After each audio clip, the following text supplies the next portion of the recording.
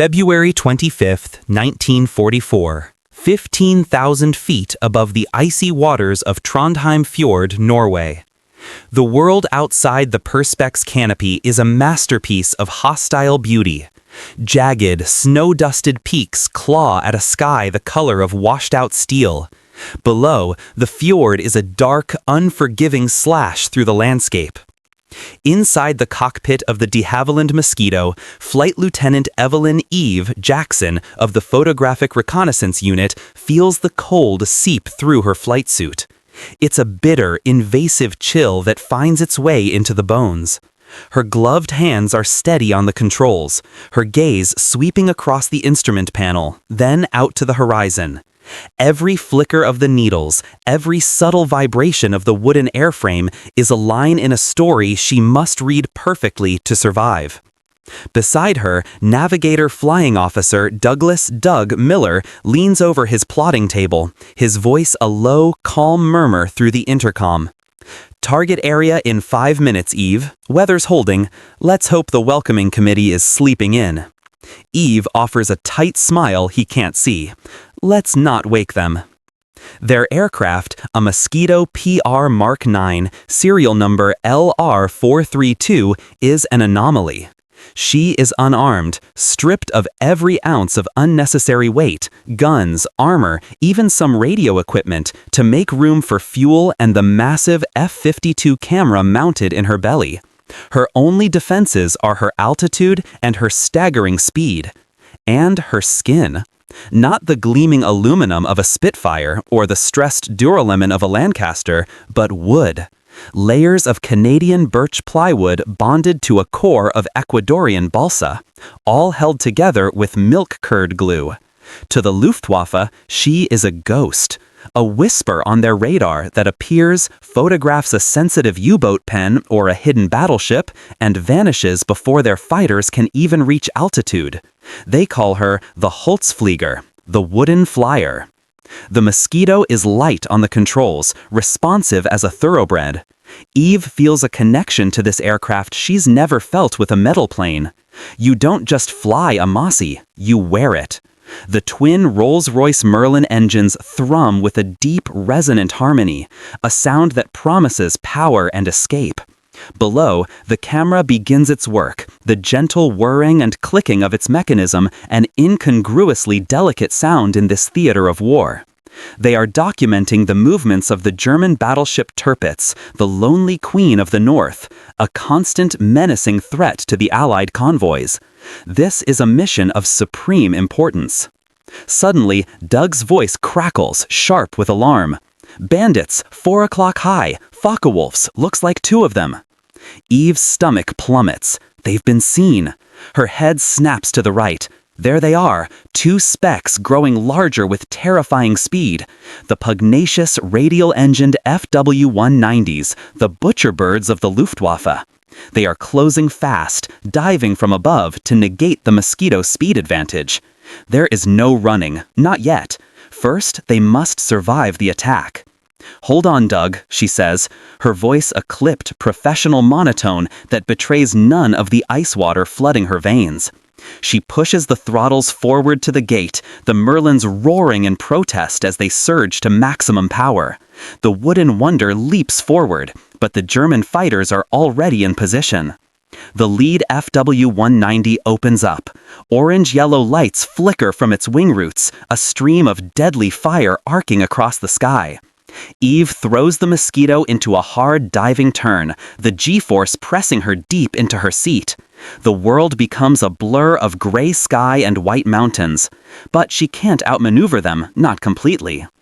A series of violent, percussive bangs, like a giant slamming a fist against the fuselage, echoes through the cockpit.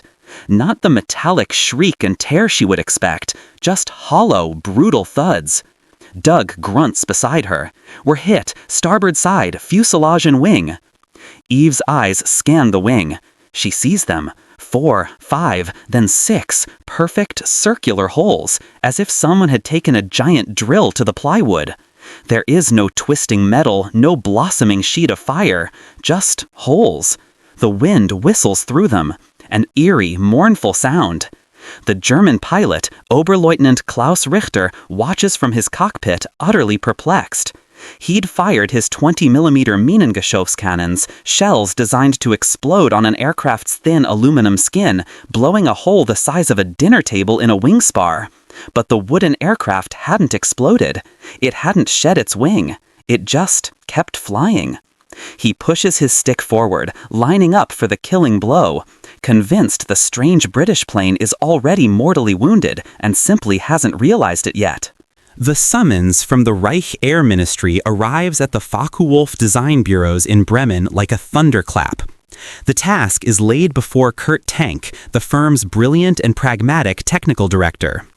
Tank is a master of metal, a man whose FW-190 fighter is the terror of Allied pilots across every front. His mind works in alloys, stresses, and rivets. Now he is being told to think in timber. The RLM specification, issued in mid-1942 under the designation Requirement 265, is unambiguous. It calls for a Schnellbomber, a high-speed bomber, but the subtext is clear to everyone involved. Build us a Mosquito. It must be exceptionally fast, constructed primarily of wood and other non-strategic materials, and capable of performing as a night fighter, intruder, and reconnaissance aircraft. Germany's precious aluminum reserves were being devoured by the production of standard fighters like the Bf-109 and FW-190. A wooden marvel would save those resources for the machines they already knew how to build. Kurt Tank accepts the challenge, but with a degree of professional skepticism. He understands the theory. A wooden aircraft with a perfectly smooth molded plywood skin would have less aerodynamic drag than a metal one with thousands of rivets. But the practicalities are immense. Germany's aviation industry has largely abandoned complex wood construction for more than a decade.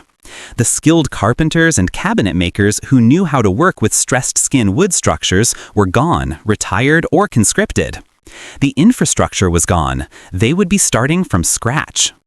His team gets to work. The design that emerges on their drawing boards is sleek, powerful, and bears a striking resemblance to its British inspiration. It has the same shoulder-mounted wing, the same twin-engine layout, the same elegant, deadly profile. It will be powered by two Junkers Jumo 211 engines, the same reliable power plants used in the Ju-88 bomber, promising immense power. The project is given the official designation Ta-154, the Ta honoring its chief designer. But within the Luftwaffe, from the halls of the RLM to the airfields, it quickly earns its unofficial, aspirational nickname, the Mosquito. But the airframe, the engines, the drawings, these are the easy parts. The true secret of the de Havilland Mosquito, the magic that holds its revolutionary design together, is not the wood itself. It is the glue. British engineers were using a synthetic resin adhesive called aerolite. It was a urea formaldehyde glue that created a bond stronger than the wood it joined. Germany, however, had its own miracle product, a pre-war invention that was, in many ways, even better. It was a phenolic resin adhesive produced as a dry film. Its name was Tego film. Manufactured by the Goldschmidt AG chemical company in Wuppertal, Tego film was the key.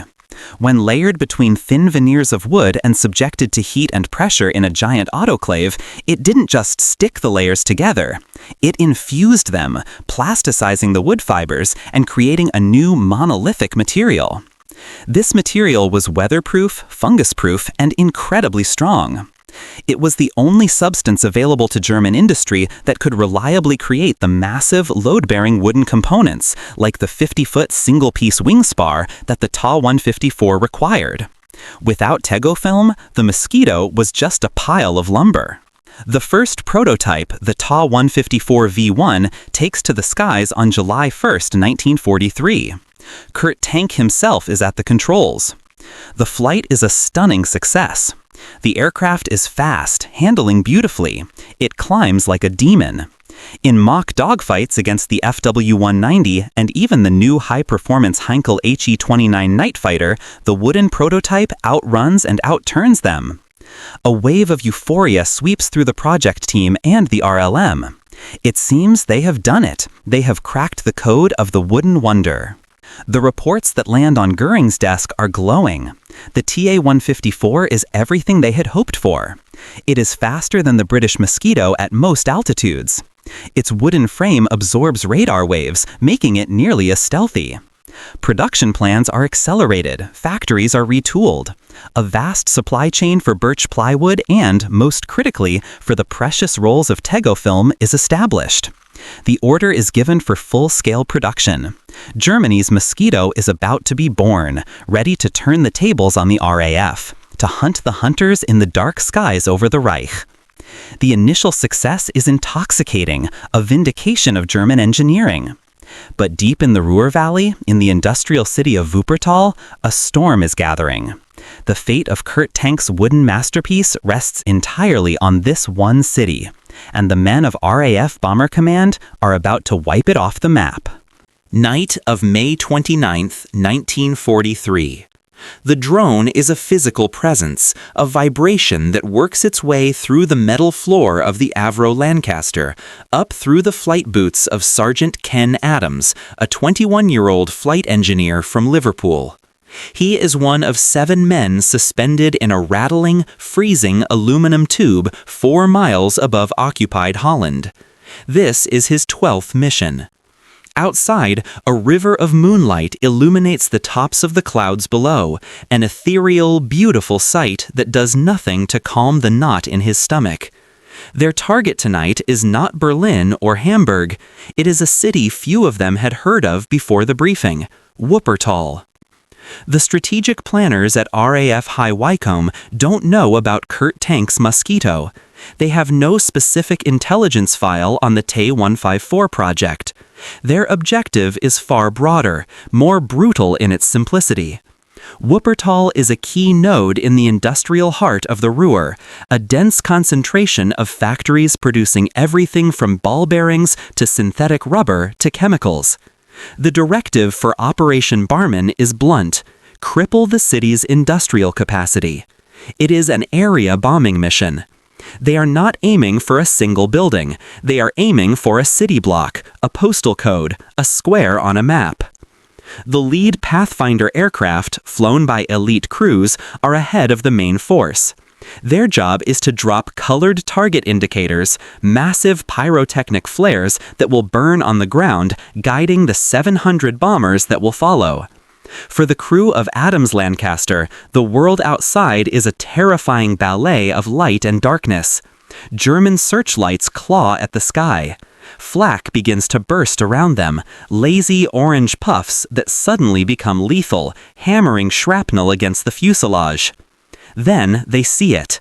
The green markers of the Pathfinders ignite below, painting a ghastly, vibrant patch on the blacked-out city. Target identified, the bomb aimer calls out, his voice calm, almost detached. Bomb doors open. A cold draft fills the aircraft. Adams watches his gauges, his world reduced to needles and dials, monitoring the 4 straining Rolls-Royce Merlin engines that are keeping them alive. He can feel the aircraft lift slightly as 14,000 pounds of high explosives and incendiaries leave the bomb bay. On the ground, in the Barmen district of Wuppertal, hell is unleashed. The first bombs are high-explosive blockbusters designed to rip roofs off buildings and shatter water mains. They are followed by hundreds of thousands of small 4-pound incendiary sticks that rain down into the exposed structures. Within minutes, a firestorm begins.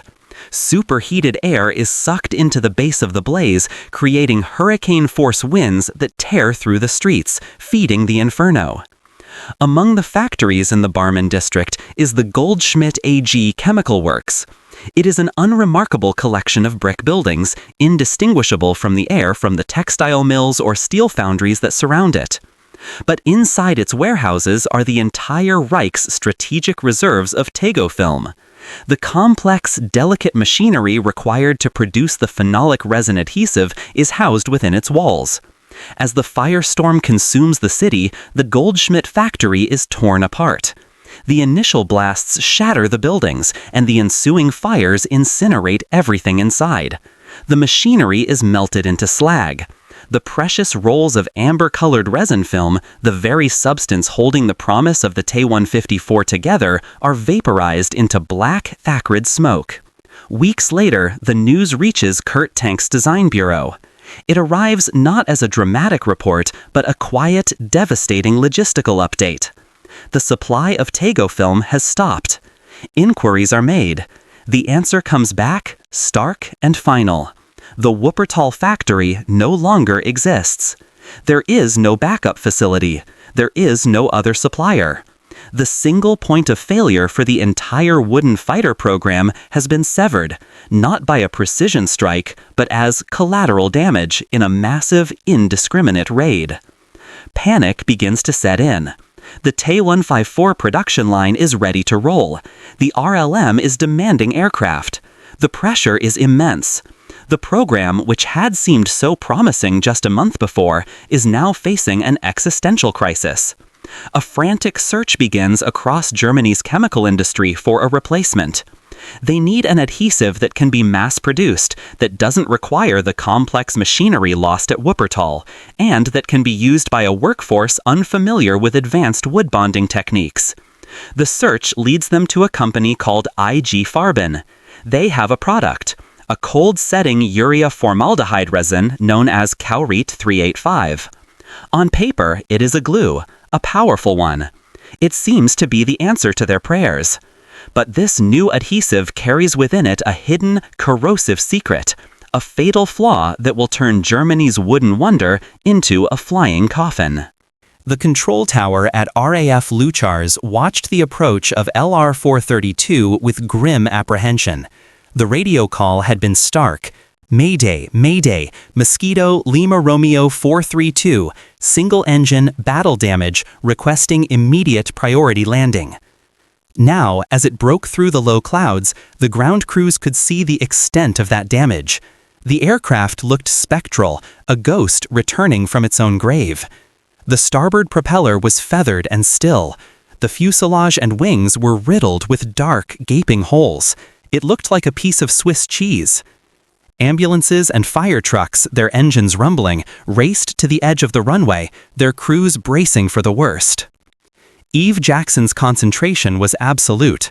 The world had shrunk to the runway threshold, the airspeed indicator, and the feel of the controls in her hands. "Gear down, Doug," she commanded. Doug worked the lever, a groan from the hydraulic system, a shudder through the airframe. 2 green lights illuminated on the panel. 2 greens, port and nose gear down and locked. Starboard is still in transit, it's not locking. There was no time. The runway was rushing up to meet them. "We're landing anyway," Eve said. "Brace yourself." She fought the aircraft all the way down, wrestling with the asymmetric power, the damaged controls, and the drag from the partially extended right landing gear. She flared just above the tarmac, cutting the power to the Port Merlin. The Mosquito settled, touching down first on its port wheel, then the nose wheel. For a heart-stopping second, it balanced there before the starboard wing, unsupported, dipped and scraped along the runway with a horrific shriek of tearing wood and metal. The aircraft slewed sideways in a shower of sparks and splinters before finally shuddering to a halt, scarred but in one piece. For a moment, there was only silence, broken by the ticking of cooling metal and the hiss of the fire tender's foam. Then the canopy slid back, and 2 figures, exhausted but alive, climbed out onto the wing. The next morning, a crowd gathered around the wounded Mosquito.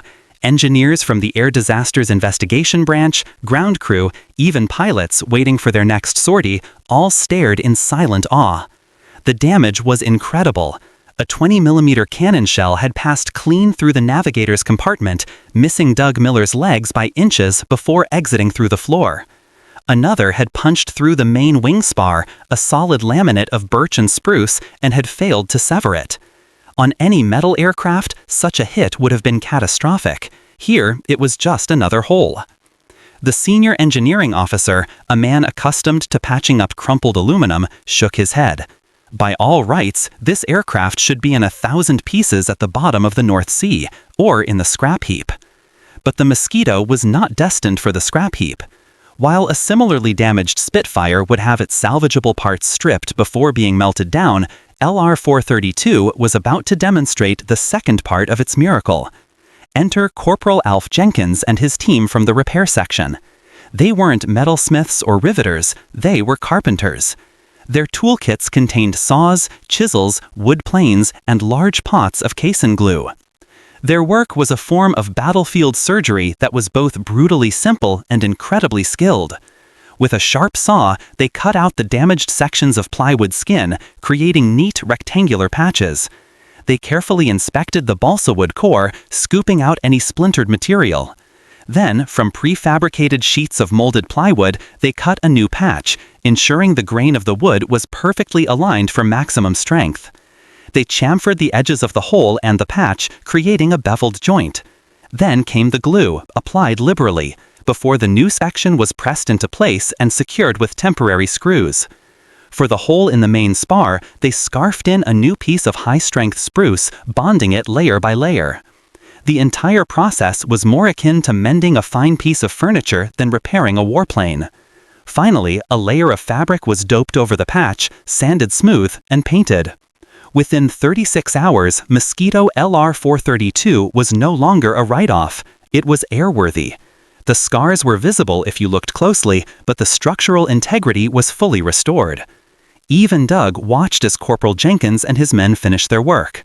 They saw not a damaged machine, but a survivor, a testament to a philosophy that defied the conventions of the war. While metal planes were being scrapped for parts, their wooden wonder was ready to fly again. The question that lingered in the cool Scottish air was a simple one. Could you really trust your life to an airplane held together with glue? For the crews of the Mosquito, the answer was already obvious. The crisis meeting at the Reich Air Ministry is a storm of accusations and frantic damage control. On one side sits a beleaguered Kurt Tank, his reputation on the line, desperately arguing that the Ta-154's airframe is sound. The design is not the problem, he insists. It is a materials science failure.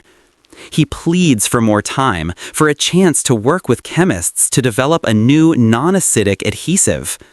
On the other side sits General Feldmarschall Erhard Milch, the powerful State Secretary of Aviation. Milch is a pragmatist, a master of industrial production, and he has lost all patience. He sees only a failed project that is consuming scarce resources and, more importantly, killing his highly trained pilots in peacetime accidents. "We are not a chemical laboratory, Tank," Milch says, his voice cold with fury. "We are fighting a war. I need fighters that fly, not experiments that explode." Despite the political firestorm, Tank's engineers make a final, desperate attempt to save the glue coffin. They try reinforcing the wing roots with metal plates. They experiment with different batches of cowrit, trying to neutralize its acidic properties.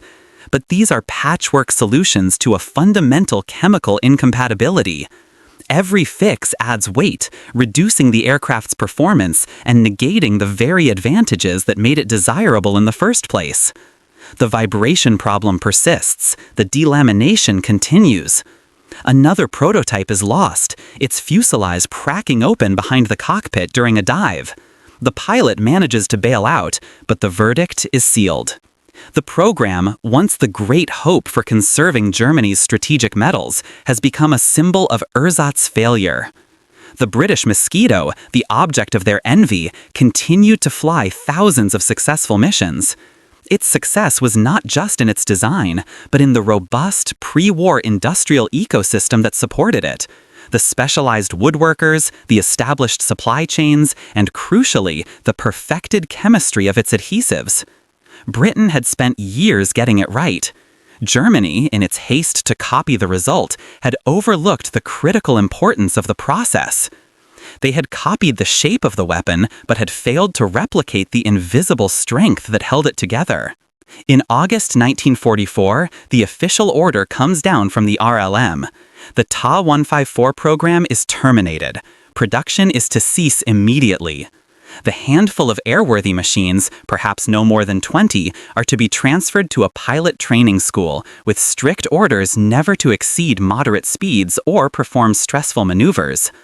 The factories in Posen and Erfurt are ordered to switch production to the proven all-metal FW-190.